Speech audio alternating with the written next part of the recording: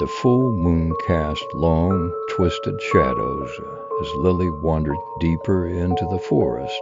She had strayed from the village, chasing the sound of bells no one else could hear. Now the thick trees seemed to close in, their branches like skeletal hands. She hugged herself tightly, trying to follow her own footprints back, but the ground had swallowed them, leaving no trace of her path. Hours passed, and the forest grew darker, quieter. The bells had stopped, replaced by the low whispers of the wind, but there was something else, soft footsteps, almost too quiet to notice, matching her pace. She glanced behind her.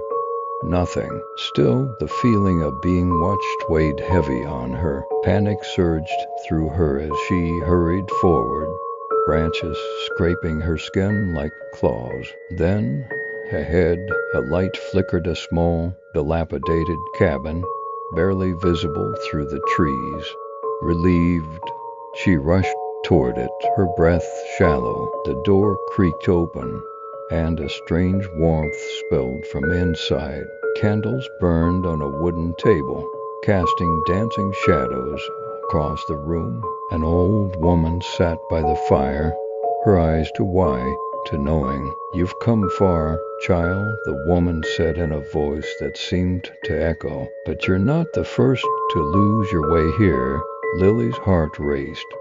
She turned to leave, but the door slammed shut. The woman stood, her form shifting, her face warping into something hollow and ancient. "They never leave," the creature whispered, her voice like wind through dead leaves.